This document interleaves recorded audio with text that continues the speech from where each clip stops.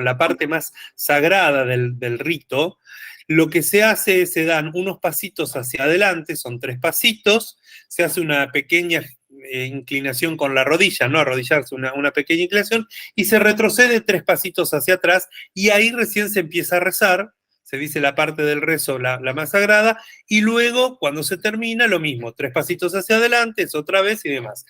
¿Por qué se hace eso? La simbología es porque estoy entrando en un lugar sagrado, frente a lo que se entiende la presencia de Dios, entonces, como cualquiera de nosotros, cuando entra a la casa de otro, no entra, si está bien educado y las cosas funcionaron bien, no entra, va y abre la heladera de uno y se pone los pies arriba del sofá, ¿no? Yo ya no lo puedo hacer ni en la casa de mi mamá porque es un lugar sagrado ya.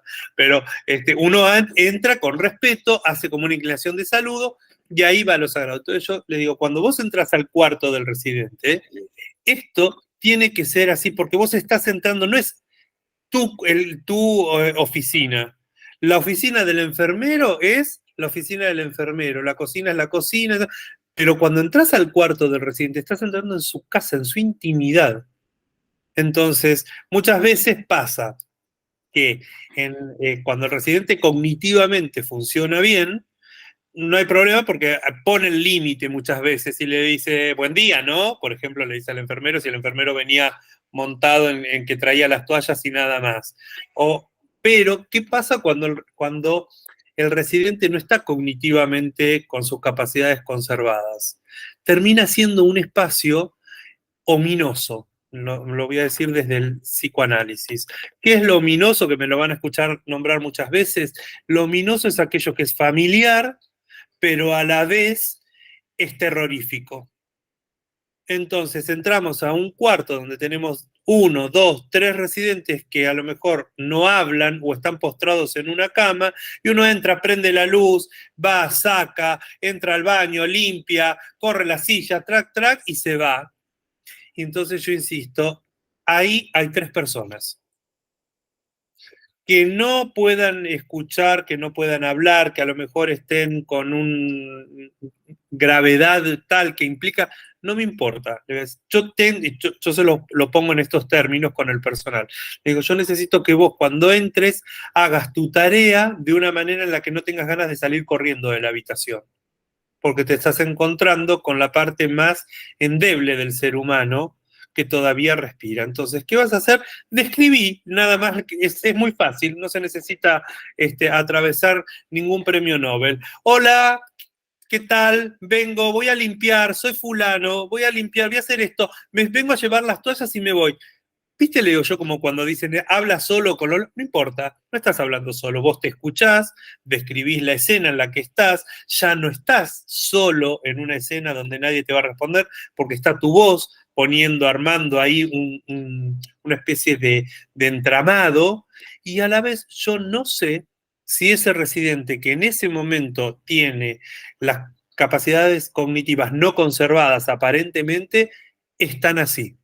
No me importa lo que me diga el estudio neurológico, porque me ha pasado de residentes, tenemos una residente que justamente hoy la veía, habla un montón y cuando entró en el hogar no hablaba, está con sonda, con traqueotomía, o sea, digamos, literalmente teníamos una persona que venía a morir, ¿no? Veníamos a hacer el trabajo, bueno, no lo veo a Walter si está por ahí, pero el trabajo paliativo casi de sostén hasta que llega. Y hoy en día es una persona que habla, que la estimuladora va y con diferentes objetos la conecta. Entonces, esto me parece que es importante a tener en cuenta.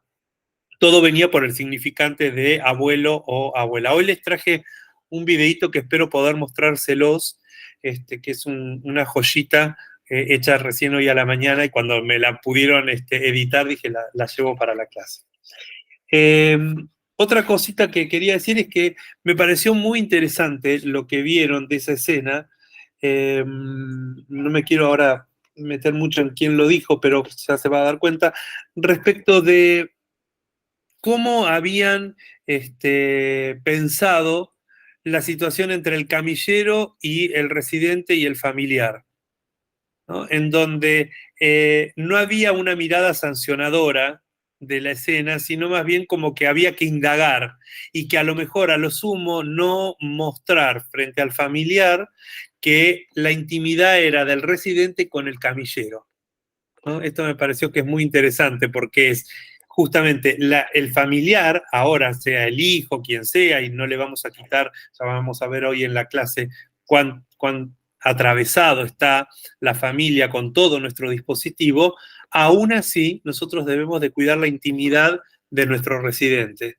Y si nuestro residente decide o tiene ese vínculo, podríamos ser más chabacano, más cotidiano, más de chiste, con un camillero, el camillero debería de poder saber que es un vínculo que tiene con él y que a lo mejor en todo el resto de su vida no lo tuvo con el resto de la familia porque tiene otra imagen, otra prestancia. Entonces poder no exponerlo ni exponerse. Esas dos cositas me parecieron ahí de lo que leí muy bueno. Y vamos a la clase de la semana pasada, cuando hablamos sobre la muerte. Algo que me llamó la atención es, y no hay una fórmula, yo cuando digo esto siempre piénsenlo como que no hay una fórmula, se está en la trinchera en ese momento ahí y se hace lo mejor que se puede, porque a veces la realidad nos patea el manual. Pero algo que habían dicho es quién le tenía que informar a la esposa de que había muerto su compañero.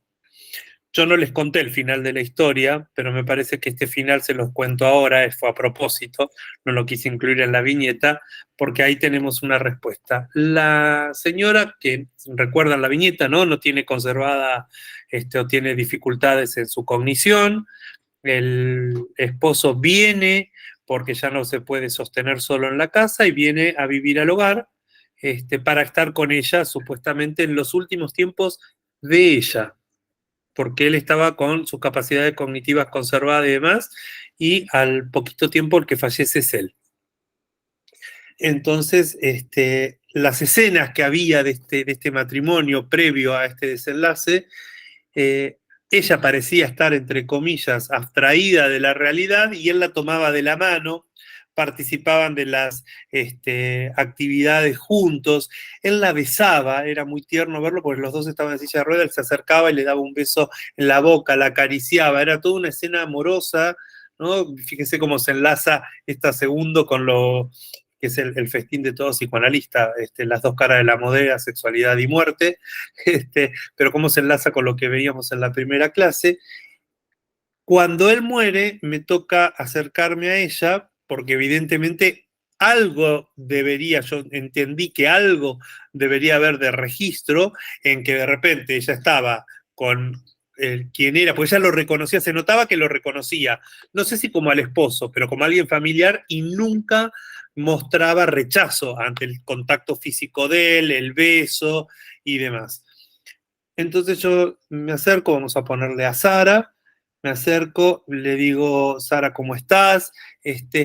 Porque hacía ya un par de días, casi una semana, que primero lo llevaron por una internación, fallece, y me acerco, ¿cómo estás? Yo quería contarte que pasaron cosas. Y para mi sorpresa, que me quedé patitieso, cuando me miró y me dijo, yo ya sé.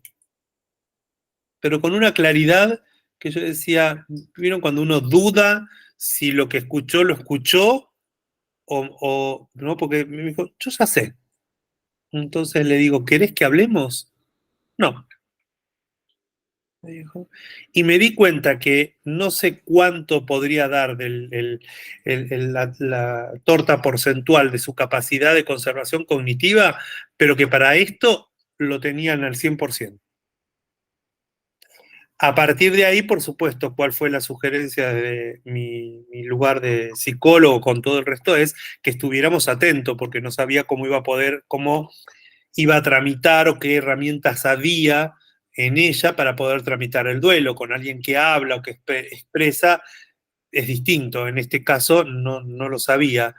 Y para mi grata sorpresa, al poquito tiempo otra vez estuvo en sus características de base, pero integrada a las actividades, y al día de hoy sigue siendo, de esto ya pasaron como casi 2 años, y todavía sigue presente en nuestro hogar y demás. Así es que fíjense cómo esto, uno tiene el manual, uno piensa, bueno, el proceso de duelo tiene que esto, tiene esto, hay que informar, no hay que informar, resulta ser que yo ahí, insisto, hay que ir con pie de algodones, y que el residente generalmente nos va a ir guiando por dónde, tanto con el nombre como por dónde tenemos que ir.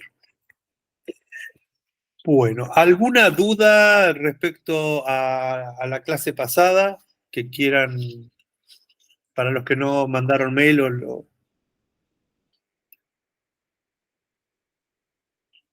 ¿no? Bueno. Vicky. Vicky te está preguntando. Sí, Vicky. Hola. No, yo quería hacer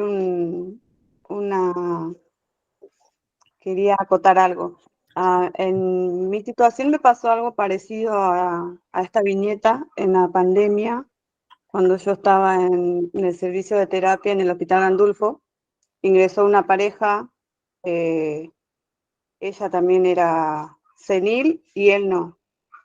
Estaba mal ella y a la semana fallece él. Y también lo tomó muy bien, pero después pasó 1 año y medio más o menos del suceso, y vuelve a ingresar la señora otra vez por COVID, y ahí es cuando ella empezó a deteriorarse, y ahí recién ella se dio cuenta que había fallecido el marido. O sea, ahí es como que lo asumía recién. Comentó esto que es muy parecido a lo que me pasó a mí en ese lugar, que me pegó mucho a mí, porque ella estuvo muy mal por él. Pero 1 año y medio después. Fíjense, ahí vamos, Celia. Fíjense, ¿no? Lo importante, nunca pierdan, ustedes van a decir, este psicólogo que rompe cocos, pero nunca pierdan la posibilidad de saber que cada uno de nuestros residentes es un mundo. Entonces, cuando podemos ver eso, primero para nosotros la tarea va a ser mucho más rica y mucho más entretenida, y difícilmente nos vamos a aburrir, porque vamos a ir descubriendo ese mundo que ellos nos van a ir mostrando en sus posibilidades y en el contacto desde el lugar que cada uno de nosotros tiene. Y además porque nuestras instituciones, en este momento tan significativo del ciclo de vida, no se van a transformar en cuestiones duras, rígidas, que generalmente las instituciones, psicológicamente hablando, tienden a repetir aquello que dicen que de lo cual van a ocuparse. Entonces, como nosotros nos vamos a ocupar o nos ocupamos ya de los adultos mayores, vamos a tender a repetir en nuestras instituciones todo eso, de lo cual, porque está impregnado. Entonces, poder mirar esto como diciendo, a ver, es un mundo a descubrir, y después se van a ver la joyita que les traje hoy.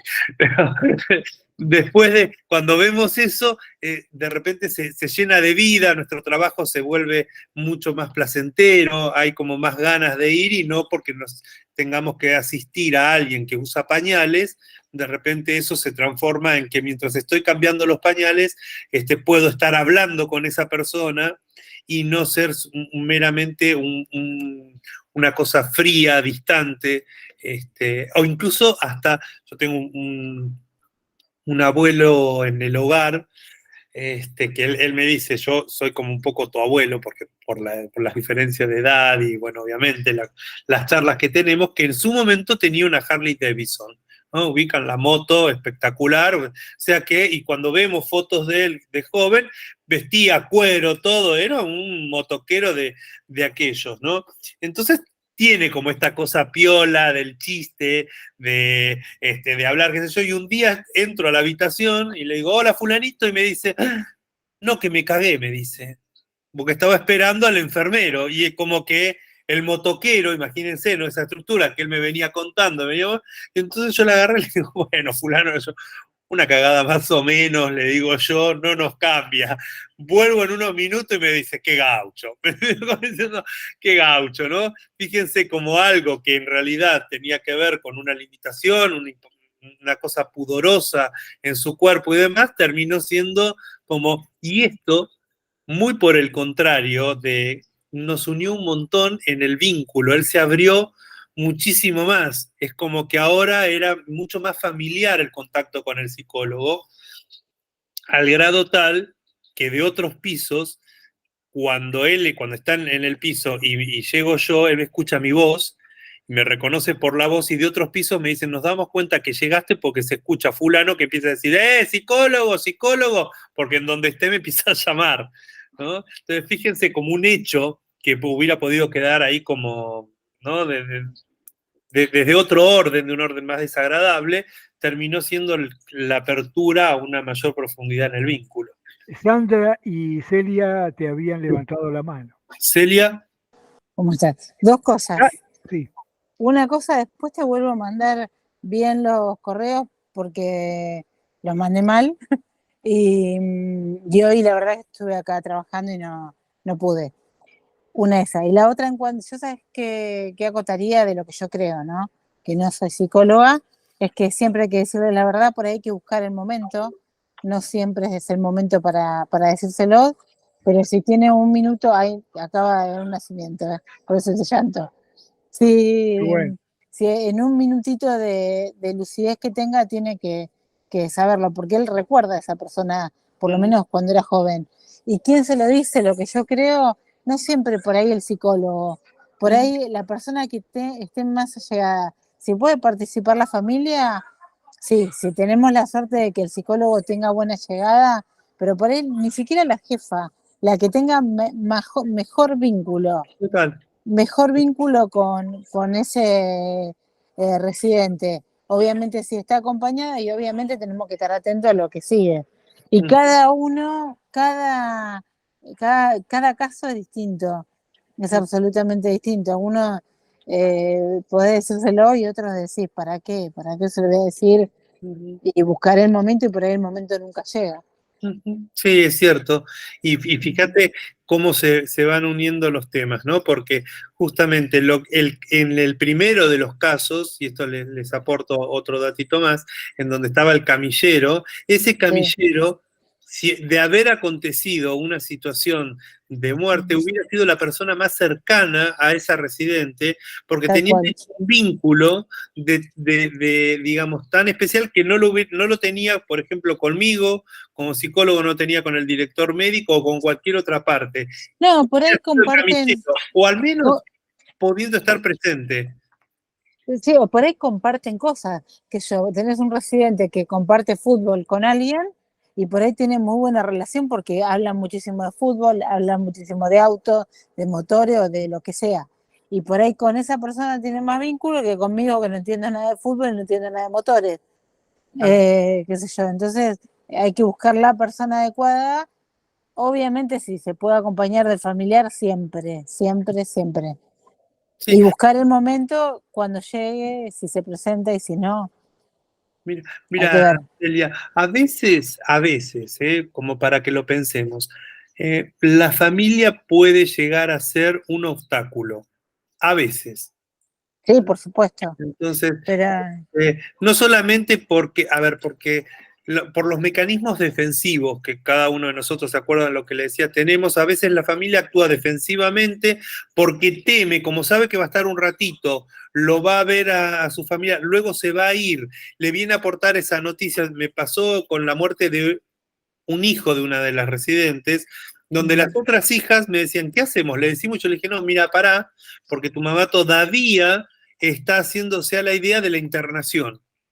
Claro. Total, ya está, esperemos unos días, vamos acercándole la idea de a poco, cuando ella pregunte, mira, no está nada bien. Claro, pero también es verdad que si en este caso los dos estaban en el mismo lugar, cabe la posibilidad que algún otro residente meta la pata. Sí. ¿Y cómo haces para evitar ese tema? No, mira, es un tema porque, a ver, primero que, no sé, creo que es en general, pero es muy difícil sostener una situación así por mucho tiempo sin que a nadie se le escape. Claro.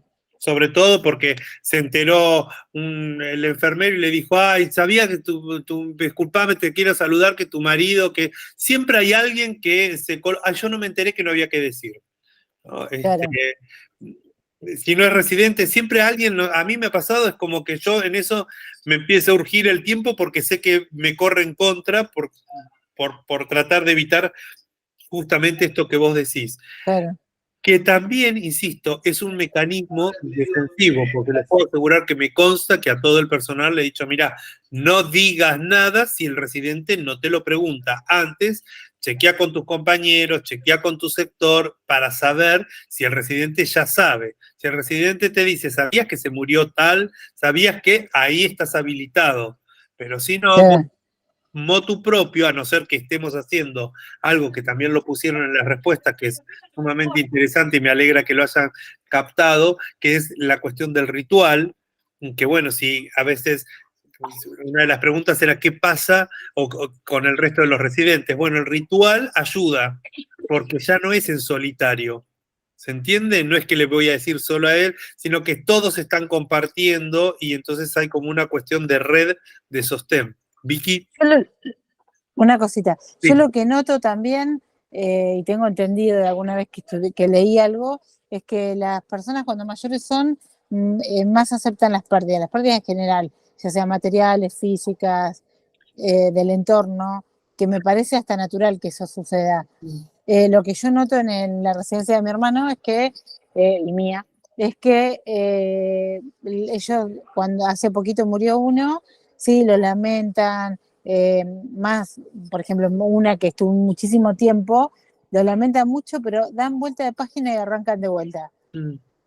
Es lo que yo noto, ¿no? No es que viven llorándola. Y a veces me da lástima porque yo digo, la cabeza de esta gente debe pensar quién sigue en la lista, quién toca timbre, sabiendo que a cualquiera le puede pasar. Es que la perspectiva también, si las cosas fueron saludablemente en la evolución de ese psiquismo y de la experiencia de vida, la perspectiva tiene que ser otra. Claro. O sea, estamos hablando de psiquismos en última instancia que son saludables por algo, porque a esa altura uno diría, bueno, ¿qué es lo significativo e importante? Bueno, el aquí y ahora de compartir con este compañero, con esto por el otro no se puede hacer ya nada, algo que es muy fácil de decir, es muy difícil de llevar a la práctica y sobre todo cuando toca con alguien de manera directa, digamos. Claro. Yo lo que sí Bueno. veo es que la mayoría necesita un tiempito que sí es más corto que en el resto, o sea, cuando hablamos, generalmente los procesos de duelos llevan un año, acá veo que es mucho más corto, y que también esto habla de la capacidad de pensar en su propia finitud del tiempo, por lo menos de manera consciente, donde dice, bueno, no me voy a quedar llorando porque se le fue la vida. Yo me acuerdo una entrevista que le hicieron a China Zorrilla y le preguntaron sobre la muerte. Y ella dijo, a mí la muerte ya dejó de darme miedo, pasé de tener miedo a tener curiosidad. Y me quedé reimpactada. Y es cierto, yo calculo que llega un momento, ¿cómo será? Cuando vos te estás llegando Hay y una la esperás.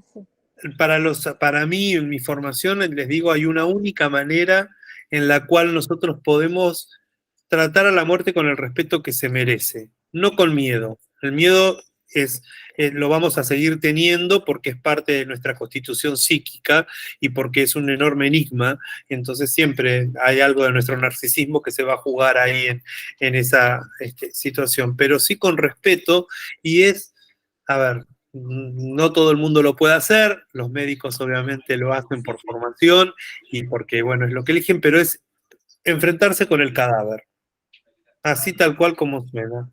Cuando uno ve, creo que por eso los rituales tienen la cuestión en una o en otra situación, pero la parte del velatorio, es ver el cadáver, enfrentarse Pero con para eso, mí es saber bárbaro eso. por eso, para esa creo que es la clave fundamental. Pero yo te lo Que conté que me la mayoría pasó de con mi los papá, te lo psicólogos conté la semana no lo tienen, pasada. ¿eh? ¿Cómo? Que yo te lo conté la semana pasada, que a mí me quedó incompleta la muerte de mi papá porque no lo vi.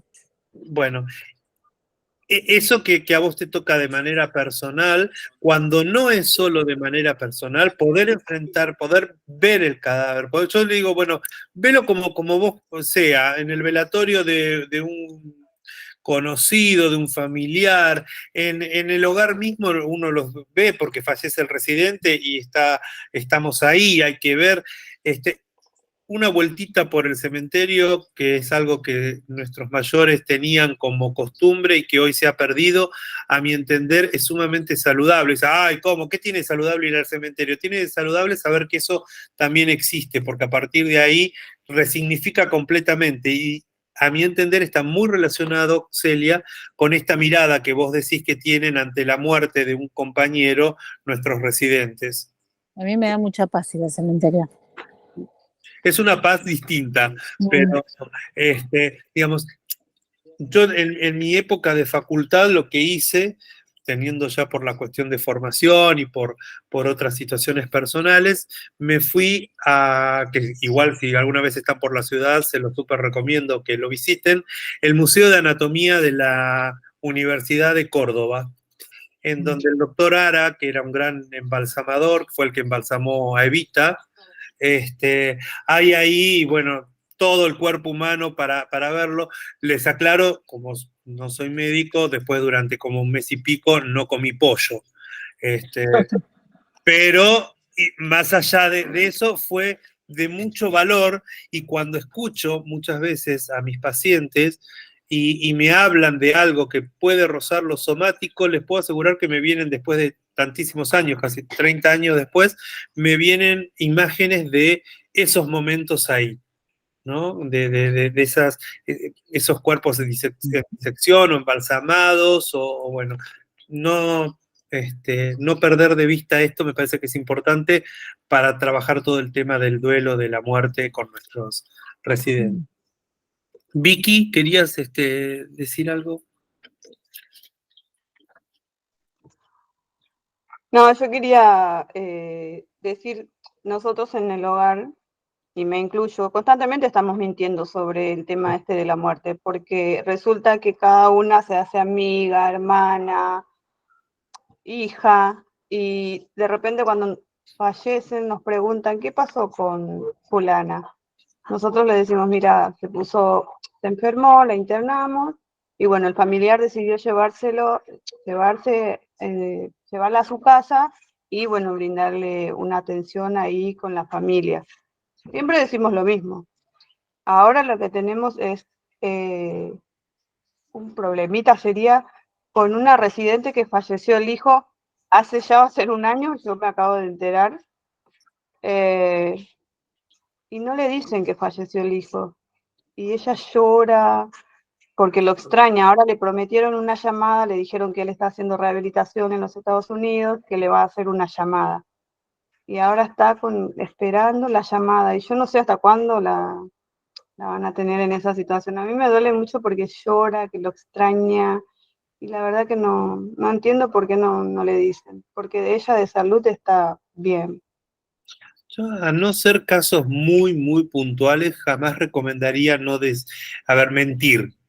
Puedo sugerir a lo sumo, y insisto, habría que ir al caso puntual, tal vez no decir, y un decir a medias tintas en donde el residente va dándose cuenta y demás, y lo acompañamos en ese darse cuenta sin poner todas las letras, porque a veces es un poco brutal poner todas las letras en alguien que está con dolor. Pensemos que cuando ya tenemos un residente que está llorando, pregunta, ya tenemos a alguien que está doliente. Entonces tengo que tratar ese psiquismo, esa persona, con suma cautela para no agregarle más dolor, pero sí ir acercándolo a la verdad. No diría mentir. Porque creo yo que sufre más con esta espera, porque ya va a ser un año que está esperando una llamada, siempre le inventan algo, no le dicen la verdad. Y bueno, yo tampoco puedo decirle porque, bueno, es una orden que yo soy empleada y tengo que hacer lo que me dicen. Quizás ahí, Vicky, a lo que habría que hacer es un taller de duelo para el personal, porque evidentemente la negación de la muerte, en ese sentido, está viniendo por parte del cuerpo de profesionales o del personal, que obviamente se replica después en las acciones o en las herramientas cuando toca ponerla con el residente.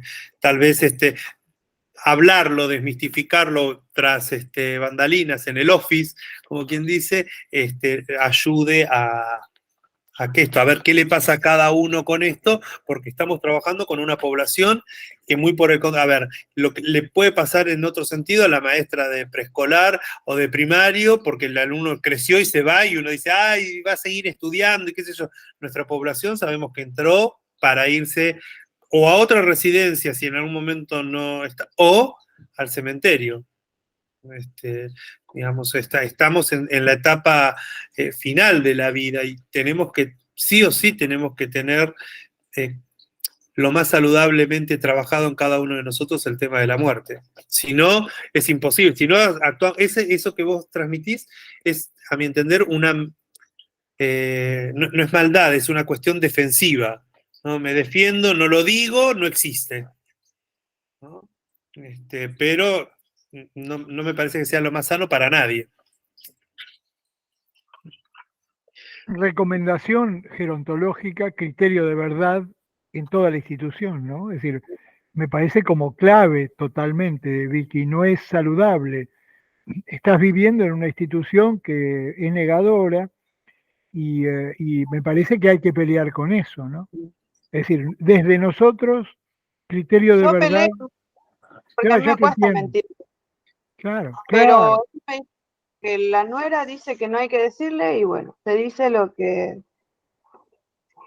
se hace, lo que dice la nuera y lo que, bueno, cumplen ellos. De hecho, yo ya se lo hablé a la directora médica, que ella me dijo que sí, que había que decirle, pero bueno, tampoco la directora creo que tiene la autoridad, porque los que deciden al final son los administrativos y los de la comisión y el familiar. ¿Qué pasa? Es que ahí a vos te toca enfrentarte con una doble muerte. La muerte es muda, ¿no? De alguna manera. Uno le intenta bordear y le intenta poner palabras y darle un sentido. Y te toca con la muerte de la negación de no poder decirlo y con no poder decirlo. No sé si soy claro, o sea, son dos veces, porque vos no tampoco al decirlo y al compartirlo, de alguna manera, esa muerte empieza a bordearse. ¿No? En el decir con un compañero, en qué te pasó, mira, estoy mal porque se acuerdan lo que les traía de lo que decían los testimonios de la semana pasada, ¿no? Esto de que necesité irme porque tenía un vínculo especial con ese residente y demás. Esto compartido en el equipo, digamos, apuntala y ayuda a hacer salubridad y que la cosa circule, fluya desde un lugar más sano, valga la redundancia. Si no, queda callado y dejamos a esa parte, como te pasa a vos, Vicky, cargando el saber que la muerte existe y el no poder decirlo, ¿no? Es una doble carga que quizás sea innecesaria. También pienso, no sé, esto es tomarlo, anotarlo al margen y cualquier cosa lo encontraste en el chicle bazooka. Pero pienso que nuestras instituciones muchas veces hacemos enormes esfuerzos todos, como parte de la institución, por sostener la vida en un momento de mucha precariedad.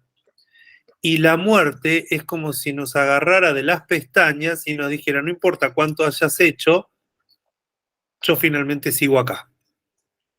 Entonces, no decirlo es de alguna manera defendernos de que no, nosotros el trabajo lo estamos haciendo. Acá seguimos aferrados con uñas y dientes a la vida, ¿no? Como una actitud, te digo, defensiva, pero que a la larga no es sana. Bueno, ¿hay alguna otra cosita? No, ¿no? Gracias por No, el consejo. gracias. ¿Celia? No. No.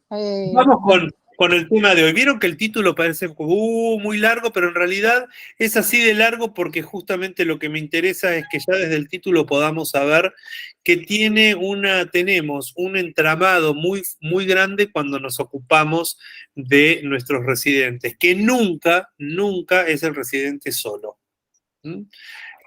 Y dice, mis padres, mi futuro, la conflictiva del paso del tiempo, y lo puse así en abierto porque es tramposo, porque la conflictiva del paso del tiempo parecería ser que estamos hablando de los padres del residente, pero en realidad estamos hablando de ambos, de quien es nuestro residente y de los hijos y las familias de nuestros residentes, los vínculos familiares y la institución. Rodrigo, perdón que me interrumpa.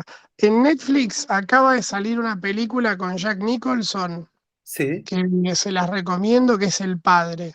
Ah, la vi por ahí, la iba a ver. Bueno. ¿La viste? Sí, la empecé a ver, después, bueno, por distintos motivos no la terminé de ver, pero tiene mucho que ver con todo esto que vos estás nombrando, de cómo se envejece, de cómo se ve una persona, cómo se le va complicando la vida a una persona, y cómo, viste, el entorno lo ve, lo vive. Esto tiene mucho que ver con todo esto. Buenísimo. Bueno, es para que la vean. mi coequiper Diego trajo ya la película para recomendar hoy. Bueno, perdón. No, fantástico, gracias, muchas gracias. Yo la vi y después se me pasó, así que queda para tarea para el hogar, también para el profesor. Bueno, todos van a recordar que siempre hablamos de la cuestión de uno nace, todo ser vivo nace, crece, se reproduce y muere.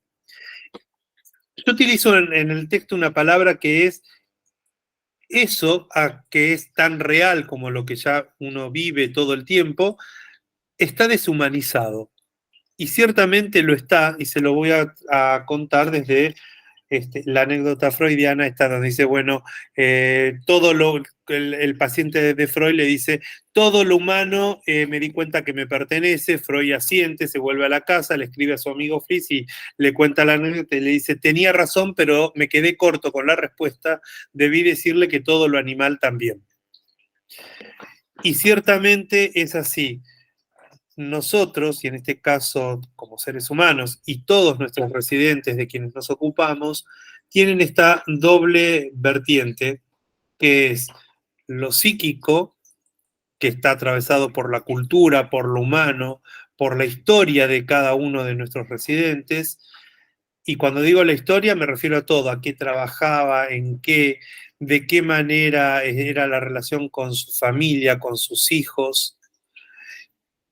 Nuestros propios prejuicios, el prejuicio con el cual la institución aborda a los residentes, y toda institución está atravesada por el prejuicio. El que me dice lo contrario está en un serio problema, porque si no lo puede visibilizar, no lo va a poder resolver, lo va a actuar. Y todo eso apuntalado freudianamente, como dice Sigmund, en lo biológico. Lo psíquico siempre se apuntala en lo biológico. Por lo tanto, cuando tenemos a un residente, y acá en el texto le hablo de la demanda, que nos demandan, y entonces uno dice, bueno, porque no me hacen tal cosa, no me hacen tal esto, o porque hoy me duele todo, que es el ejemplo que yo les traigo ahí, el hoy me duele todo, yo tengo que poder escucharlo, no solamente desde lo biológico, aunque haya algo biológico que el residente esté mostrando, sino que evidentemente también me está diciendo algo más sobre él. Me está hablando, y les puedo asegurar que si lo indagan, si preguntan, se van a dar cuenta que el puntapié inicial de por qué ese dolor que lo tuvo a lo mejor de ciático, de lo que fuera que quieran pensar, desde hace un montón de tiempo, algo más pasa. Entonces, cuando descubrimos ese algo más, tenemos una puertita de acceso incluso para que la medicación, para que la parte más orgánica también tenga mejor efecto. Entonces, alguien dice, me duele todo, y quizás cuando indagamos nos está diciendo que tuvo una discusión con un hijo, que a lo mejor extraña a alguien, a una figura significativa de su historia. o que la familia no vino, o que vino y escuchó algo y entonces sospecha, tal como la familia tiene la mirada respecto de nuestro trabajo institucional y les queda como una especie de fantasmática dando vuelta de qué pasará cuando yo no estoy, le darán igual a mi mamá, a mi papá, o será solo cuando yo voy, o lo habrán bañado igual o no, porque también el residente queda con una fantasmática respecto de lo que pasa fuera del hogar con la familia. ¿Me contarán todo? ¿Será que esto que decías por ahí vos, Vicky, bueno, está en Estados Unidos, ¿estará realmente de viaje? ¿No? Y a veces está, pero el residente, todo ese malestar, esa cosa de lo no sabido, lo trae como un malestar físico. Que insisto, el malestar físico puede llegar a estar, pero nosotros tenemos que saber que somos esa doble vertiente, que somos lo físico, lo biológico, pero también somos lo psíquico, lo emocional que está dando vueltas por ahí. El deterioro en lo físico va haciendo mella y todo el tiempo es una cuestión de vivir un duelo. Cada día nuestros residentes tienen un proceso de duelo. Yo me doy cuenta cuando, a ver, obviamente hay veces que el entusiasmo puntual por algo los lleva a, como a todos nosotros, a salir de esa situación de duelo, pero mayormente siempre hay como un dejo, una cosita que aparece del orden del duelo y que generalmente tiene que ver con la dependencia, con lo que sucede con el propio cuerpo que ya no responde como quisieran, sobre todo en aquellos que cognitivamente están bien, e incluso me ha pasado, y esto me parece que es bueno tenerlo presente, yo todo el tiempo me lo tengo que repetir porque por ahí en la vorágine laboral se me olvida, residentes que parece que cognitivamente todo les da igual, y uno se da cuenta que no, que de repente hay algo que le cambiamos en su habitación, que parecería ser que era un dato nimio, pero para ese residente no lo era. O incluso un cambio de habitación. Las mudanzas son, no sé si saben, pero cuando se toma un test psicológico, hay 3 factores que inciden en el resultado del test. Y se pregunta en la previa, cuando le preguntamos en el test, le preguntamos previamente a ese paciente, porque esto va a incidir en el resultado.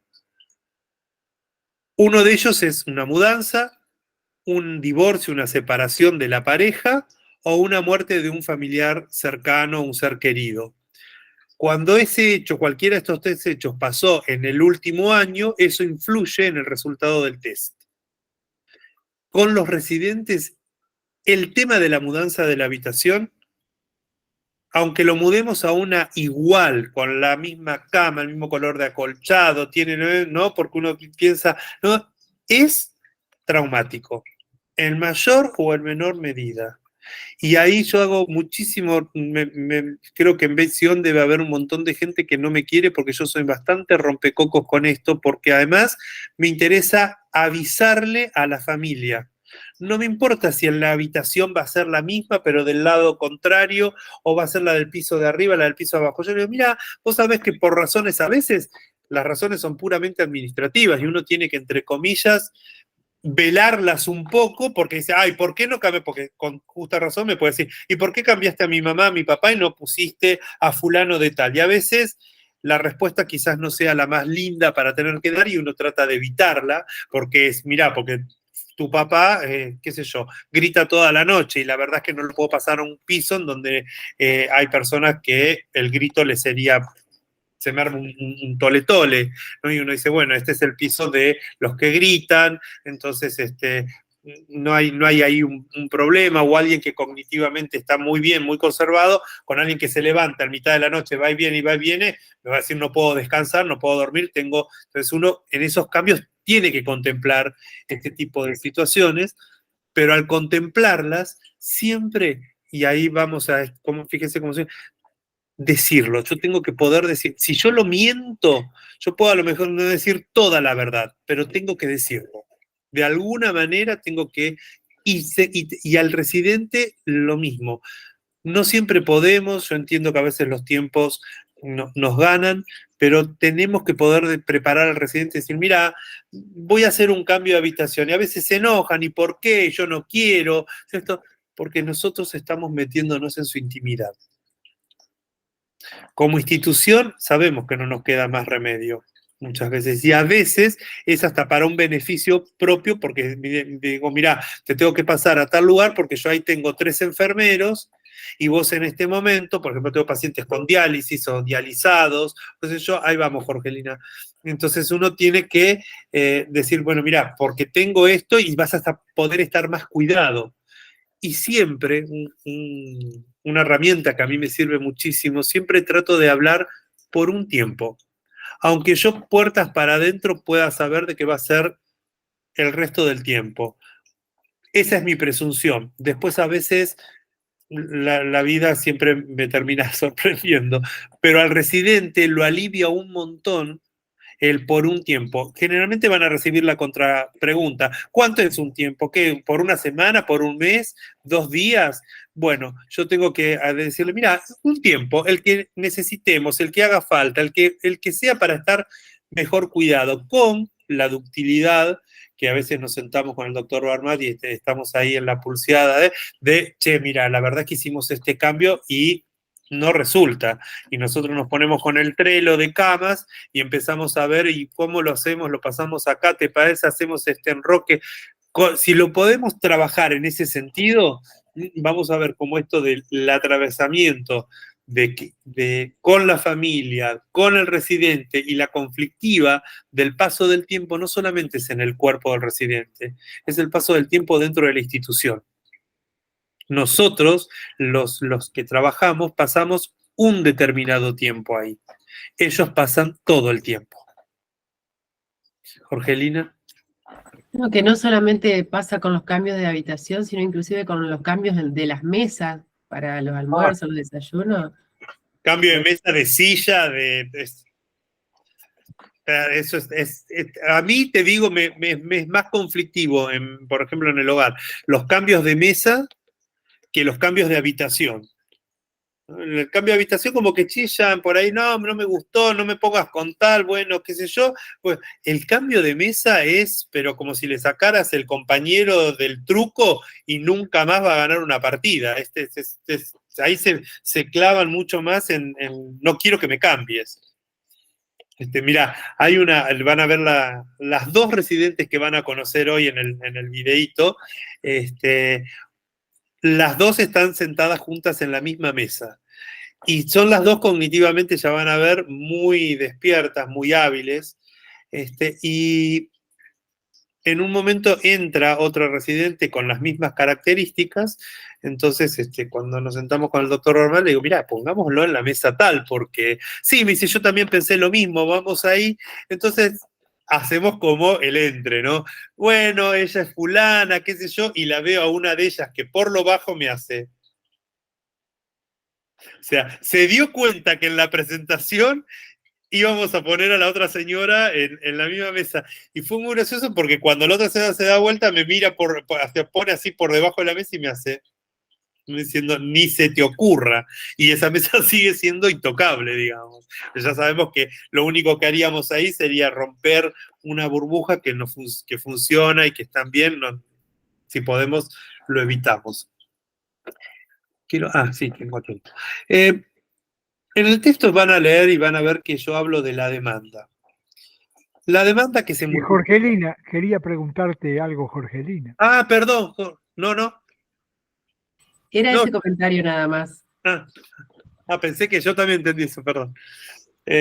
La demanda siempre se multiplica y van a ver que les va a aparecer por diferentes lugares, ¿no? Los que ya están saben, aparecen desde no me cambiaron, no vinieron en el horario en que llamé al enfermero, no me traen el medicamento, ¿cuándo va a venir mi hijo? Me dijeron que venía hoy.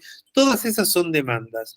Lo que nosotros tenemos que entender del otro lado del mostrador es que cualquier demanda, venga vestida como venga, siempre es una demanda de amor. Los seres humanos, lo único que necesitamos y que demandamos es amor. Aún el gaucho más reo demanda amor. Si yo logro entender esto y logro partir de esa base, se me va a hacer mucho más accesible hasta poder frustrar esa demanda. Porque la voy a frustrar con amorosidad y no como un reclamo tomado a título personal, que es un error en donde justamente nos defendemos. Ay, a vos, no, yo te vi, ya te traje todo, ¿no? Respuestas de ese tipo, ya te traje todo lo que me habías pedido. Y el residente sigue demandando.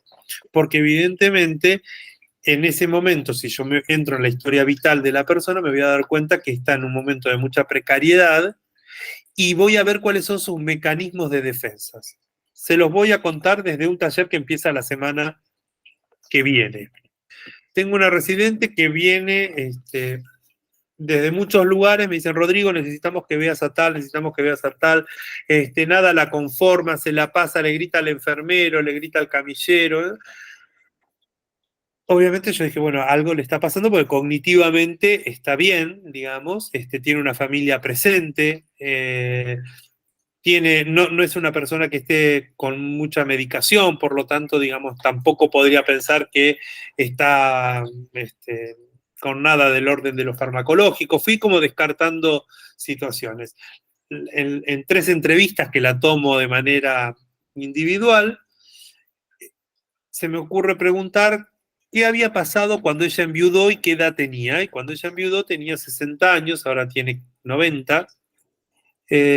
¿Y qué había pasado en ese momento? Y dijo, y mira, era muy doloroso, todavía lo extraño, bla, bla, bla, pero yo en ese momento trabajaba muchísimo, estaba a cargo, una de las hijas es dueña de una farmacia, y dice, yo estaba a cargo de la caja y del mostrador, por lo tanto me quedaba poco tiempo para pensar. Yo dije, me la acaba de servir en bandeja. Ahora tiene mucho tiempo para pensar y no tiene nada que hacer. Porque también la demanda venía por parte de todos los estimuladores que me decían, en la actividad todo el tiempo está pidiendo que, a ver, mirá lo mío, mirá esto, mirá el mandala, esta fibra. Bueno, yo dije, ok, le digo yo, ¿y qué hacías cuando llegabas a tu casa? Porque yo dije, obviamente, ahí hay un psiquismo que seguía trabajando después que estaba en el hogar. 60 años, las hijas ya grandes. Y le dije, ¿qué hacías cuando no se volvió a casar? ¿Qué hacías cuando volvías a tu casa? Me dijo, tejía. Entonces le dije, ¿y te gusta tejer? Me fascina. ¿Qué tal si lideras un espacio de tejido para el hogar? Me encantaría. Se cargó la demanda. El taller empieza la semana que viene. Recién hoy se mandaron a comprar las agujas y la lana, pero la residente en su cabeza ya sabe que tiene algo de qué ocuparse. Entonces, ahora esa demanda de amor obtuvo un reconocimiento. Es, vos sos querida. ¿Cuán querida sos? Que mirá que vas a liderar un espacio de un taller. Este es un ejemplo, no es que a ver, si lo multiplicamos por los 70 residentes que tenemos 70 talleres distintos. Pero me parece que sirve a modo de ejemplo para saber que la demanda era ante la pérdida de algo. Ella fue una residente que eligió venir al hogar, no fue alguien que la trajeron ni que vino mañana, nada. Eligió, vino, lo visitó, le gustó, quiso estar. ¿Cómo se activó nuevamente ese proceso de duelo? La hija y la nieta están de viaje por el exterior y al hijo lo operaron de una mano, por lo tanto no la puede volver a ver por estos días porque está convaleciente en la casa. Entonces, otra vez ella tuvo una pérdida, entre comillas, familiar, que activó aquella otra pérdida de donde obtuvimos el síntoma de la demanda. Rodrigo, el psicólogo o el director, el orientador, el coordinador de la residencia es, dicen las malas lenguas, como San Cayetano, porque le da trabajo a todos. Te puedo asegurar que sí.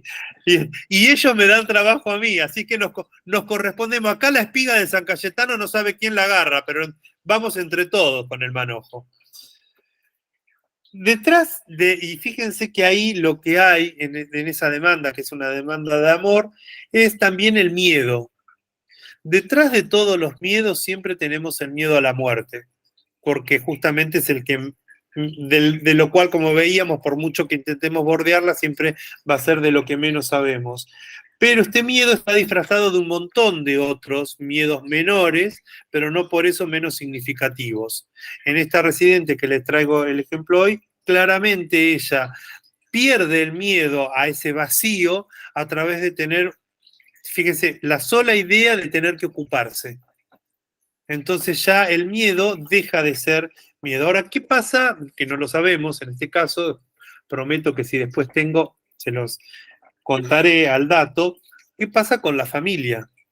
Porque esto surge en un momento en donde la familia está haciendo su vida. Están de viaje, se está operando, ¿no? Pero después yo sé que va a volver la familia y la familia va a querer volver a irse con la residente, llevarla. Ah, no, vine a visitarla porque ya me ha pasado con otros residentes que un día vino un familiar a visitarlo y vino el nieto y el hijo y la familia dijo, no, ahora no puedo porque estoy en tal actividad. Y se armó un tole-tole. El nieto se fue ofendidísimo, no la vino a ver durante un montón porque sintió como una ofensa terrible, sin entender de que era una visita no programada y su abuela estaba ocupada con otra actividad, o sea, estaba viva, estaba vital, estaba activa. Entonces, acaba donde el atravesamiento de ustedes me cambiaron a mi mamá. Y ese ustedes me cambiaron a mi mamá aparece en varias situaciones y por situaciones que parecerían ser muy disímiles, pero en donde la demanda viene del lado de la familia. Y entonces es, ustedes me cambiaron a mi mamá o a mi papá, o mi papá, mi mamá no era así, viene siempre por alguna expresión de ese orden, y tiene que ver a veces con el paso y el deterioro propio de la edad. Y entonces mi mamá cuando ingresó hacía tal y cual cosa y ahora no quiere hacerlo más. Y entonces, ¿quién es el responsable de eso? Que recuerden, al final del camino está la muerte, nosotros. Ustedes hicieron, ¿no? Está hecho también, y para que lo puedan recepcionar, insisto, más edulcoradamente, también de culpa, porque yo no pude hacerme cargo de mi mamá, no puedo atenderla como corresponde, bueno, no tengo la manera, por eso afortunadamente contamos con nuestras instituciones. No sé, yo le digo, el universo es cuántico, pero yo se los voy a contar ahora. Y nosotros estamos asistiendo, ¿no? Esto, y a veces la culpa del hijo, la culpa de la hija, se juega por ese lado, como diciendo, ¿no? Alguien tiene que, ¿por qué? Porque nadie muere de muerte natural. Siempre que alguien se muere es porque alguien lo mató. Porque la enfermera no llegó a tiempo, la ambulancia si hubiera venido media hora antes, si lo hubieran podido diagnosticar, si le hubieran hecho tal estudio, si se hubiera cuidado. Nunca nadie dice se murió porque estaba vivo, ¿no? Y la verdad es que la mayoría de las veces, afortunadamente, nos morimos porque estamos vivos. Eso es lo que está al final de la oración. Lo que está unas frasecitas antes tiene que ver con esto de ustedes me cambiaron a mi mamá. Ya sea porque lo frustró, como si mi mamá en la casa, cuando estaba en la casa, no hacía nada. Estaba ahí y ahora no nos quiere ver porque dice que está ocupada con tal y cual. O la inversa. Y les decía lo del universo cuántico porque me acaba de entrar un mensaje del caso que les quería traer, que es el inverso de la hija, justamente. Y me aparece ahí en la pantalla. Es una señora que ingresa al hogar con capacidades cognitivas sumamente conservadas. Hoy las tiene, pero está imposibilitada físicamente. Está en silla de ruedas, pasaron como 10 años desde que ya está en el hogar, y en un momento esta señora, venían sus amigas al hogar, las hijas de sus amigas y demás, y los domingos jugaban al buraco y armaban toda una ronda y demás. Hoy esta persona no quiere ni participar a veces de las actividades. O sea, para que ustedes vean en estos 10 años cuánto se fue decayendo. La demanda de la hija con el hogar es constante, diciéndonos por qué a mi mamá no le incluyen, que es el caso, que la viñeta que les decía, por eso que es cuántico. Si puedo prometer que ella no sabe que yo estoy dando esta clase acá. Pero bueno, está presente de todos modos. Y fíjense, digamos, la demanda es por qué a mi mamá no le incluyen, mi mamá no la quiere, no es querida. y es no poder ver este atravesamiento del paso del tiempo, de que si le pasó a la mamá en proyección, le puede pasar también a ella, ¿no? Y de que en realidad la mamá joven, vital, la que tiene que hacer el duelo de esa mamá, en este caso, es el familiar. Nosotros tratamos, en la medida de lo posible, y esta es un poco mi tarea, de apuntalar a las familias con esto, primero porque beneficia a todos los demás sectores. Si yo tengo un familiar que puede trabajar esto de alguna manera, no es que lo tomo como paciente individual, le recomiendo si no lo tiene, y si lo tiene que lo lleve eso a su espacio de terapia, pero sí a veces hago reuniones con todas las familias, vuelco esto y decir, bueno, mirá, evidentemente tú, pero siempre trato de devolverle algo positivo de su familiar, de nuestro residente, por donde se pueda apuntalar, pueda quedarse unida, y no, porque si no la otra es, dejan de venir, o espacían las visitas, porque se encuentran con la enfermedad o con el deterioro en su ser querido, y para tomar distancia de eso, toman distancia del ser querido, una trampita. Les quiero mostrar, yo voy a mostrarles porque estamos con la contracara y quisiera que lo podamos, más allá de disfrutar, compartir. Esta que van a ver acá, que ahora les muestro en fotos. A ver, ahí. Ella es Tea. Esta foto es de hoy a la mañana. Y Tea acaba de cumplir 103 años. Y ahora les voy a mostrar el reportaje que le hicimos hoy por streaming, pero antes de pasar al reportaje les cuento el backstage. Tea está con Frida, que es la señora con la cual también están y comparten mesa, las que le decía. La que me dijo no es Tea, la de 103. Y fíjense, presten atención a las cosas que Tea va diciendo respecto de sí misma, de cómo ella se cataloga, de cómo son sus tiempos. Miren y presten atención a los tiempos del periodista, ¿sí? Y a los tiempos de Tea en las respuestas, porque con los que trabajamos con gerontología tenemos que saber que muchas veces nosotros venimos en un modo que después tenemos que desacelerar cuando estamos a veces con ellos para poder ponernos al mismo ritmo. Y el backstage es que ella sabía que tenía que ver con la radio, lo venimos haciendo todos los años, pero no sabía que iba a salir con cámara. Entonces, 5 minutos antes, las dos pidieron un labial, ¿no? Que una de las secretarias se los dio, entonces se maquillaron sin espejo, y van a ver la actitud de Tea en los primeros minutos. Fíjense, presten atención a eso. Bueno, se los voy a tener. A ver. Algo así.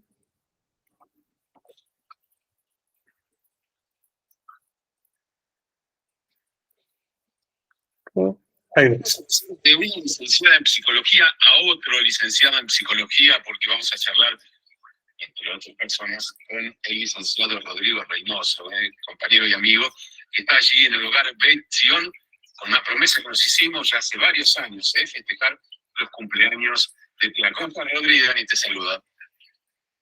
Hola, Dani, querida audiencia de Radio Kai, cariño muy grande. Acá estamos en Bet Sion, como digo yo, para darle glamour en el barrio de Flowers. Claro, sí, es exactamente así, de Flower Neighborhood. Uy, la veo ahí también, mirá, está Frida también. Están todos ahí. Bueno, yo le contaba a la gente que en algún momento Rodrigo me dijo, che, vamos a festejar el cumpleaños de Tea, creo que eran los 100 años. Está buenísimo, vamos a charlar con ella. Dijo, bueno, el año que viene festejamos de nuevo. Y festejamos los 101, los 102, y ahora cumplió 103, creo que fue ayer. Ayer fue mi cumpleaños. ¿Y cómo estuvo, Tea? La verdad que la pasé muy, muy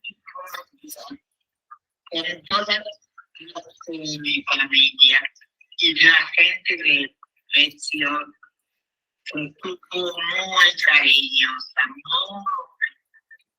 O sea, ¿tuvieron algo rico? Contame, tía, ¿qué hubo para comer en el festejo? Bueno, si hablas de algo rico, todo, fue una torta excepcional hecha por Cristina. A pesar de Rodrigo. La verdad, pasó. No, si yo iba a hacer una torta, no solamente componemos todo, sino que es muy poco probable que llegue a buen término. Ya no es lo tuyo. Hasta ahí llega mi ciencia. No, la torta fue tan buena. Sí. Que se me comía lo que No nada, ni una amiga. Y eso lo mandaba, si hubiéramos mandado a Radio Calle. no hubiera, pero fue imposible. Bueno. Espectacular, realmente espectacular. Hace poquito no sé si intervención o algo, ¿no? Que estábamos todos aquí.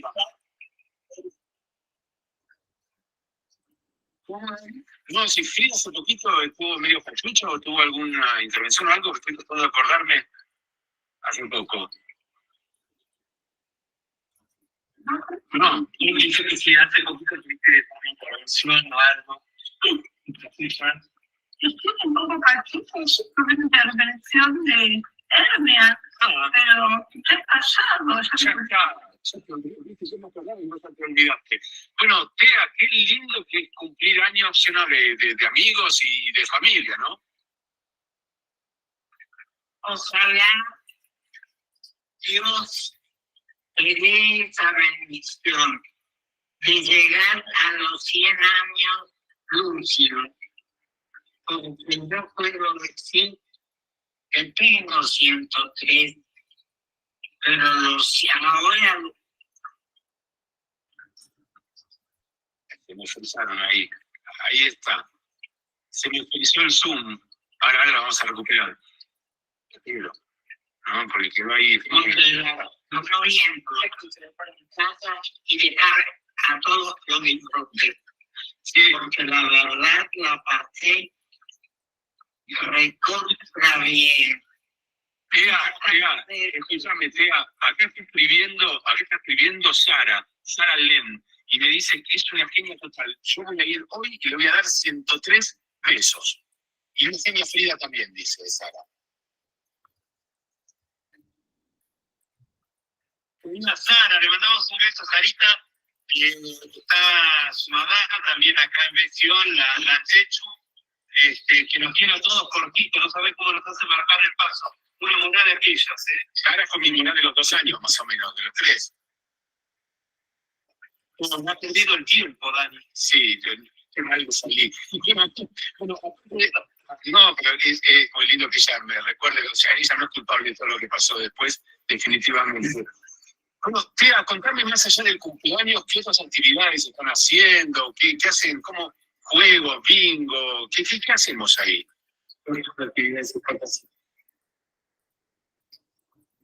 Bueno, depende a veces del día, porque me estoy dando cuenta que los años suenan y a veces no me dan ganas de hacer nada. Entonces me quedo quieta y espero que pase el día. Y está muy bien, a mí tampoco. ¿Qué actividades? Las actividades de lección, las que hacemos todos los compañeros. Hay muchas actividades, pero yo en estos momentos tengo 103 años y verdaderamente lo estoy sintiendo. Yo quería decirte acá, un oyente, Dayana, me dice, feliz cumple, Tea. ¿Cuál es el secreto? ¿Hay un secreto para llegar a la edad esta? Creo que no. Ahora, uno de mis secretos es tratar de no ponerme nerviosa, porque Estoy muy sensible. No sé si será por los años o porque yo ya estoy cumpliendo el papel de señora mayor. No digo más nada porque cuando digo que soy una abuelita vieja, mis hijas se notan. Mis hijas somos trapos. Vos todavía tenés para... Tía, escúchame. No sé si será así o no, pero los años se sienten. Tía, acá Sara me confirma que ella fue mi maestra de los 4 años, o sea que de los primeros no tiene responsabilidad. Y me pregunta, ¿qué libro estás leyendo ahora? ¿Un libro? Sí. Ayer me trajeron un libro de regalo. Y es la historia íntima de los grandes próceres, pero la parte íntima, la parte de infidelidad. El Yahnerai verdadero. Yahnerai de los próceres, así se llama el próceres. La infidelidad de los próceres, la verdad de la muerte de la esposa de San Martín, la primera chica de 15 años, el sufrimiento que era mujeriego. Bueno, todo eso yo lo quiero. Y la verdad causa risa, porque usted piensa en los grandes próceres que eran señores, eran personas de respeto. Resulta que era peor que...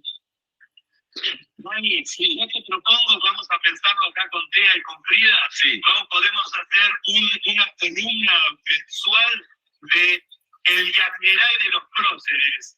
Con este triunvirato, ¿sabes qué? Y vamos a empezar con los actuales. Olvídate, ¿sabes lo que es esto? No me va pensando, Rodrigo, que por eso ponen en la visión de la gente de arriba de la persona a la otra. Nos vamos a encontrar. No hay ningún secreto, los ahora están muy bien. Acá tengo que dar. Héctor dice, qué hermosa Tea, que Dios la bendiga. Juanita Singerenko dice, qué hermosa vida. Y vos siempre preocupada por las actividades. Sí. Y vos sabés que antes de que saliéramos al aire ya estábamos programando una nueva actividad. Vamos a empezar los miércoles y surgieron un montón de anécdotas vividas que tienen que ver con el tejido. Así que vamos a empezar a armar un taller entre los tantos que ya tenemos de tejido. Así que anótense los que quieran chaleco, bufanda y guante. Sí, yo no, afortunadamente no. Tenemos uno blanco atrás, me dice, mi señora, si lo pueden anudar atrás para que no salga, sería genial. Bueno, es un enorme gusto, nos da tanta alegría. ¿Cortó? Sí, a veces andamos medio así, ¿viste? No importa. Lo importante es que un día después, hoy le festejamos los 103 años y un día a Tea Alderman y realmente nos hace muy, muy felices. Te mandamos a vos, Frida, a vos, Tea. Rodrigo, gracias por hacer siempre estos contactos, soporte como siempre, bendición. Un abrazo enorme y Shabbat Shalom para mañana. No, gracias a ti, que se ha tomado el trabajo y el tiempo para hablar con nosotros. Es un secreto, Tea. Es un secreto, Gracias. hablar no es trabajo. No le digamos nada. Muchas gracias. Beso grande para los tres. Allí está Frida, nuestra querida Frida de Caballito, y Tea y Rodri. Realmente un gustazo. Hace ya, es el cuarto año, 100, 101, 102, el cuarto año que... Bueno, ahí me parecía que si lo hubiera pedido y lo hubiera guionado, no me sale tan bien. Fíjense, hay un resumen y un adelanto también, pero como es adelanto no se los voy a adelantar, de las 3 clases que tuvimos. No sé si pudieron darse cuenta al primer momento, ¿no? Donde Tea se acomoda el cabello con un nivel de coquetería impresionante, ¿no? Donde además aparece todo lo que tiene que ver, no solamente en esta cuestión, podríamos decir, desde el narcisismo saludable, del verse bien, del mostrarse bien, y demás, sino que además aparece la sexualidad a través del libro que le regalan, en donde el Yajnerail, para los que no saben, es el chusmerío, es en Yiddish, es una palabra en Yiddish, ¿no? Que significa chusmerío, ¿no? Entonces, cuando alguien es Yajne, cuando alguien es chusma, se le dice Yajne, y Yajnerail sería el chusmerío. Entonces, por eso digo el chusmerío de los próceres, y ella hace hincapié en cuáles eran las cosas que le llamaron la atención de todo ese backstage de la vida de los próceres, ¿no? La infidelidad, este Sarmiento que era un mujeriego, está hablando, o sea, pensemos, tiene 103 años, uno diría, y qué sé yo, podría interesar, no sé, sin embargo, conviven, ¿se acuerdan lo que hablamos de la capa de la cebolla, cómo cada situación va poniéndose, convive? Y ahí los términos que ella utiliza para definirse también es algo de lo que nosotros vinimos viendo acá. En algún momento dice señora mayor, pero ahí nomás al punto y seguido dice abuelita, ¿no? Fíjense como en ambos rótulos ella se encuentra. Si yo presto atención, de qué manera, ahí vamos Celia, de qué manera tengo que dirigirme a ella, claramente pueden ser ambos dos. Puede ser si ella me habilita el de abuelita, porque evidentemente ella se siente identificada con ese, pero también con el de señora mayor. Y una señora mayor que no está exenta de todo lo que venimos viendo. Habla sobre la finitud, porque habla sobre, en un momento dice, y son 103 años y pesan, ¿no? Lo que nosotros podemos ver respecto de las actividades a realizar, donde ella reconoce cognitivamente, sabe, hay infinita cantidad, dice acá, de actividades, todo bárbaro, pero a mí hay momentos en los que la única actividad que quiero hacer es quedarme sentadita en silencio esperando que pase el día, ¿no?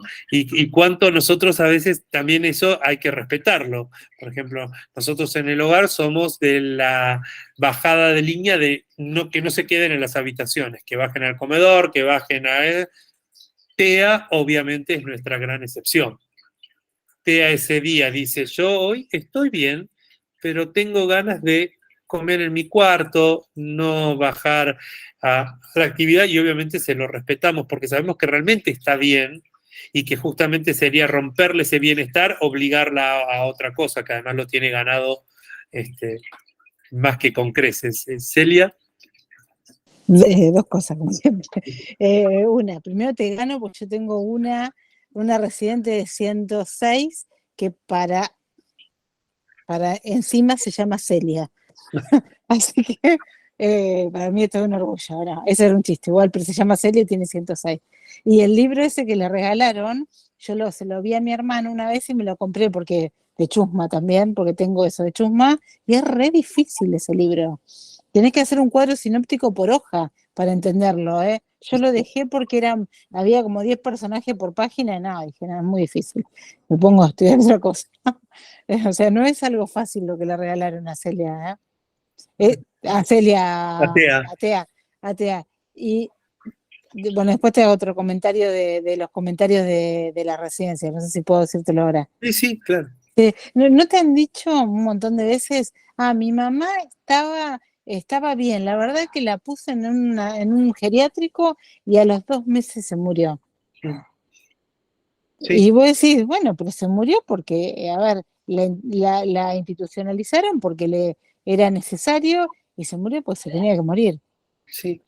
Es re frecuente ese comentario, que a veces lo toman como un desprestigio. ¿Sabes qué, Celia? Mira, Celia y todos los comparto, está hecho justamente de esto que tu nombre también nos remite, que tiene que ver con los celos. A ver, Los celos porque, primero porque los celos, entre otras cosas, lo que llevan también o conllevan también es un grado obviamente de culpa. Entonces, yo celo y culpo al otro, ¿no? Pero ningún celoso tiene nada que ver nunca con que el celoso es la víctima siempre. O me lavé las manos. Que él no tiene nada que ver, a él el otro le hace, ¿no? Entonces, en esto institucionalmente es la institución, entre comillas, por el comentario viene, mató a mi mamá, a mi papá, ¿no? Por esto que les decía previamente, no, los celos, no, perdón, la muerte nunca es una muerte natural, siempre es porque alguien lo mató, alguien le provocó esto. Depende de justamente cómo cada uno se vea con la propia finitud, y vamos a encontrar comentarios como el que vos, Celia, nos acercás, y otros comentarios que me pasó en el momento de la pandemia, una residente que tenía 102 tenía, y murió, y la hija nos escribió una carta. La carta es divina y dice: a mi mamá no la mató el COVID, mi mamá se murió porque tenía 102 años. Yo lo único que tengo para hacer es agradecer porque ustedes la acompañaron. Imagínense que estábamos en plena cuarentena cerrada, o sea, no podían venir las familias, nada, y no la pudieron ver los últimos días de vida. Y de repente se enfermó, se murió, nada, como pasaba en ese momento, ¿no? Iba a parar a una institución médica y de ahí decían, se murió, ¿no? Incluso nosotros mismos nos quedábamos como, bueno, fíjate cómo evidentemente esa persona tenía trabajada la cuestión, y el agradecimiento era más su sentimiento, su emoción primaria, o primera, más que primaria, muy diferente de alguien que culpabiliza. Ahora, el que culpabiliza, si entendemos de qué está hecho, como decía el amigo Garma, que fue quien trajo el psicoanálisis a la Argentina, no le vamos a clavar el puñal, vamos a entender que es de lo que padece. Esto que hoy se muestra para con nosotros como institución, le debe pasar sin lugar a dudas en un montón de otros aspectos en su vida. No lo tenemos que tomar como que es algo que nosotros. Sí, quizás alojarlo, decirle, bueno, mirá, vos se te ocurrió pensar que esto en realidad es parte del proceso natural, que quizás no es lo que ni vos ni nosotros hubiéramos querido, pero que en estos 2 meses, 2 años, 1 año, 5 días, pudo, y yo siempre rescato algo de lo que ese residente pudo. ¿No? Porque, primero, porque no me interesa que le quede el recuerdo o el registro de los últimos tiempos de su familiar como algo desagradable. Porque la pucha, si ya de por sí el proceso del duelo es difícil, bueno, por el familiar ya no puedo hacer nada porque falleció, tengo a su hijo, a su hija ahí, lo que voy a tratar es de dejarle al menos una herramienta para que primero no nos mire con tan mala cara cuando le toque pensar en nosotros, porque cada uno de nosotros es en ese momento la institución. Y además le voy a acercar una herramienta para que pueda tramitar su duelo. Tenemos 10 minutitos, 5, 10 minutitos más. Vamos a la viñeta que les dejo para esta clase. Si hay alguna pregunta, algo, hacemos, si no por mail, ya está funcionando el mail. Así es que, Jorgelina, te llegó la respuesta, ¿no? Sí. Sí. Sabes que en un momento tuve dudas porque el corrector, cuando a veces contesto desde el celular, me pasa que el corrector pone cualquier verdura. De hecho, a una colega le quise sacar unas fotos de la Feria del Libro, un montón de libros, y le dije, no me contestaste. Dice, nunca me llegó. Así que el corrector del mail puso otra cosa, y no sé a quién le habrá ido a parar porque tampoco me vino rebotado, o sea que existe un mail así. Vamos con la viñeta.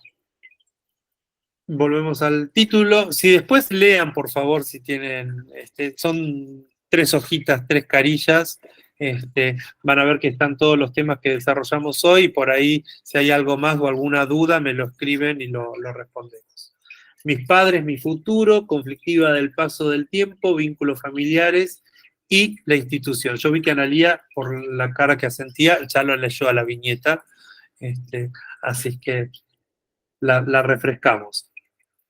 Se acerca la hija de una residente a la persona que coordina las actividades, que yo no sé quién es, dentro de la institución y dice: mi mamá nunca está incluida en las actividades. Ella no es feliz. Una frasecita que, como la que Cecilia nos decía, son lapidarias, ¿no? Uno siente como que, ¿no? Porque tenemos un montón de esfuerzo, de trabajo, de puesto atrás, y de repente nos encontramos con: hola, ¿cómo te va? Te quiero decir que ella no es feliz, y uno siente, y ahora, ¿dónde está el cuarto para que llore? Dos consignas. Si es así como la familiar lo plantea, ustedes, ¿no? Se le plantea esto a un familiar, si es así como el familiar lo plantea, ¿cuáles serían los pasos a seguir? ¿Por qué esta consigna? Porque muchas veces nos pasa que en la vorágine del trabajo cometemos algún error, algún descuido, alguna desprolijidad y nos enteramos a través del familiar. Por lo tanto, el familiar no es nuestro enemigo, aunque a veces digan frases tan dolorosas como estas, sino que a veces es alguien que nos ayuda a mejorar. Entonces, yo no le digo en el momento, puedo decir: discúlpame, déjamelo rever, pero ¿cuáles serían los pasos a seguir? ¿Qué harían después ante un comentario de un familiar con ese tono, digamos, donde claramente vemos que está enojado? Digamos, no vino bueno, podrías poner a mi mamá en tal actividad, me gustaría que, estamos en otro campo. Acá dice: mi mamá nunca está incluida en las actividades, sentencia, ella no es feliz, broche de la sentencia. Hay una trampita ahí, piénsenla. Y dos, si ante la constatación de que hay una causa justificada, o sea, nos damos cuenta de que tiene razón, pero sabemos que es por una causa justificada, no es porque nosotros lo descuidamos o se nos pasó, por la cual esa residente no participa, ¿cómo trabajaría en el tema de la visión de la familia respecto de la no felicidad de la residente? Porque no es que tenemos a la residente que nos dice: yo no soy feliz. Es el familiar que habla por nuestra residente. En breves palabras, justificar las respuestas de ambas consignas y proponer un plan de trabajo institucional. Con esto quiero decir que no lo circunscriban solamente a un área puntual, si bien puede ser que esté focalizado en un área, pero no lo circunscriban a un área puntual, piensen en toda la institución, que tenga en cuenta todos los sectores: área, actividades, familias, residentes, vínculos. ¿Está? ¿Es claro? Sí. Bueno. ¿Cómo estamos? Buenas tardes. 5 minutos. 5. A mí de repente, por la negativa, ¿no? ¿Por qué usted, Jorge, le lee cuentos a mi mamá en la siesta? Como diciendo: es mi mamá. ¿Qué se mete usted? ¿Por qué razón se mete usted en la vida de mi mamá? Sí, y esto, fíjate, Jorge, que esto que vos traes tiene que ver con lo que decía justamente al final, tiene que ver con los celos, ¿no? Porque de repente están metido ahí eso tan humano que siempre va a estar presente. Lo que pasa es que, a ver, una cosa es un comentario de: vos con mi mamá haces tal cosa y ella a mí con eso no me daba ni bolilla. Entonces me da el pie para invitarla desde la amorosidad y decir: ¿por qué no venís a la actividad cuando estamos? ¿Podés tal y tal día? No, yo ese día, ese horario, estoy trabajando. ¿Qué día y qué horario podés? Tal día. Bueno, veamos si podés, hay tal actividad. Si te podés incluir en esa, no como una participante activa, pero sí como una participante pasiva. Te venís, te sentás al lado de tu mamá, estás ahí, ves cómo participa, le preguntamos previamente a tu mamá si ella quiere, si le molesta, y a ver, después me ha pasado con ese tipo de intervenciones que tengo al marido que opina de todo, le suena el celular y se pone a hablar con el celular. Tengo que sacarlo por fuera y decirle, mira, está bien que vos vengas, participes de la actividad, pero es con respeto porque lo prioritario no es tu llamado de celular, sino la actividad de nuestros residentes. Que a veces uno tiene que verse en ese comentario un poco, yo digo, alimonado, pero es marcar también justamente un límite que hace cuidar todos nuestros residentes, no solamente él. En la casa, a lo mejor con la mujer, digo esto porque me pasa con el marido de una de nuestras residentes, en la casa, que vive a la vuelta, y a lo mejor en la casa él pasaba, que la mujer miraba la novela y él hablaba con el celular. Pero en el hogar no está la mujer sola, hay otros residentes más que también interrumpen.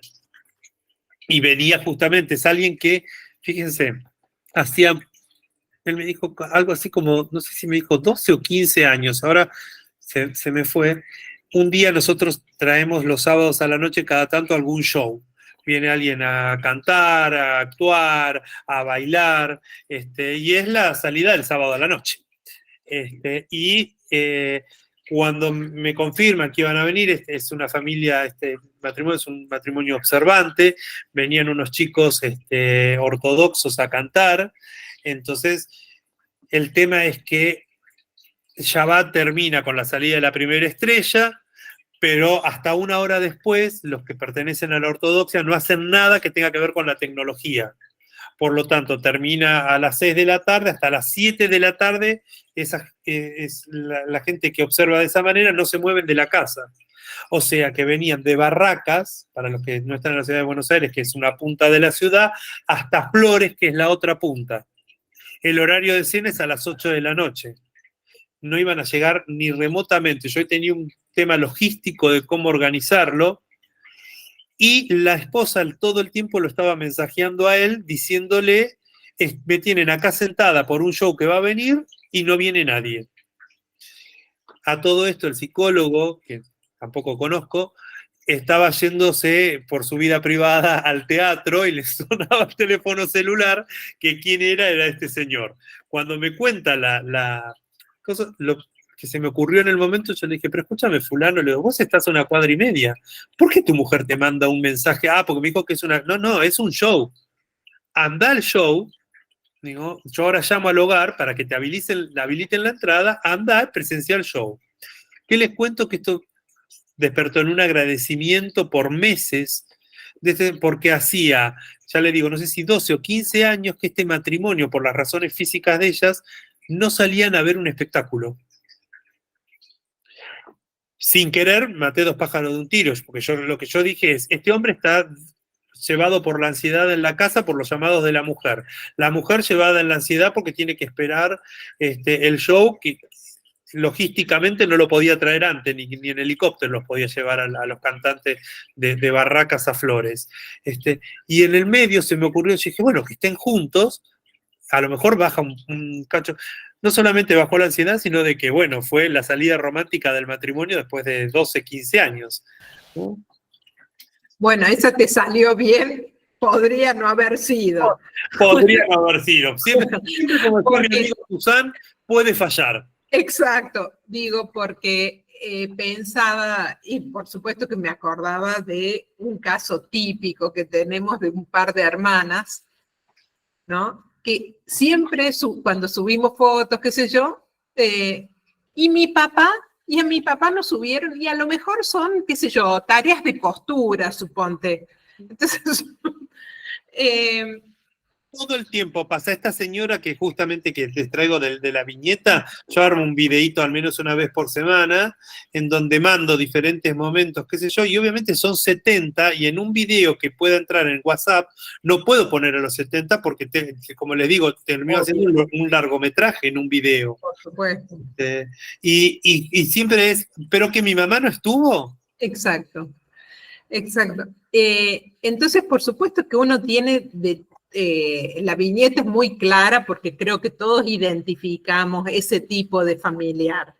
Por eso yo te decía, te salió bien casi de carambola, porque aunque uno ingenuamente muchas veces se esfuerce, ¿no?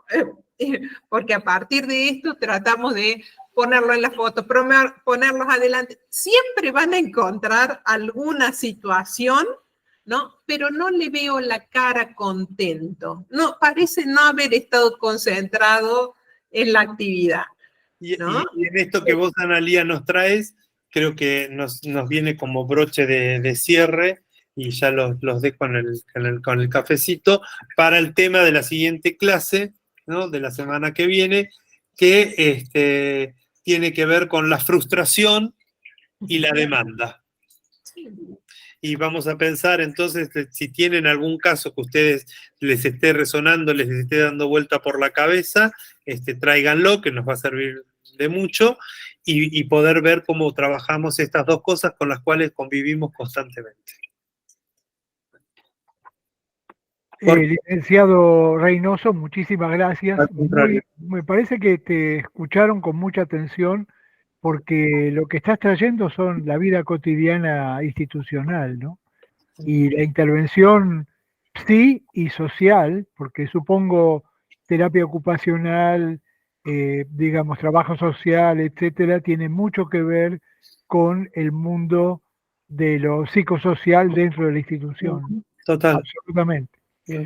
Muy bien, nos encontramos 20:10, así no le restamos tiempo al profesor Shmunis, que ya debe estar dando vueltas por aquí.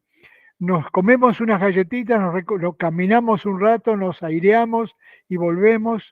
Bravo, ahí Marcela le está mandando, Lucre, etcétera, aplausos al profe. Muy bien, nos encontramos 20:10 sin falta. Muchas gracias. Fernando Gorlier está reclamando que mande más cosas por correo, en el sentido que quizá el año pasado yo enviaba cosas por correo y ahora lo hago por WhatsApp. Voy a habilitar eso, Fernando, para evitar, digamos, que todo lo que vaya por WhatsApp también va por correo, con el objeto de que nadie pierda las cosas. Nos vemos 20:10. Muchas gracias.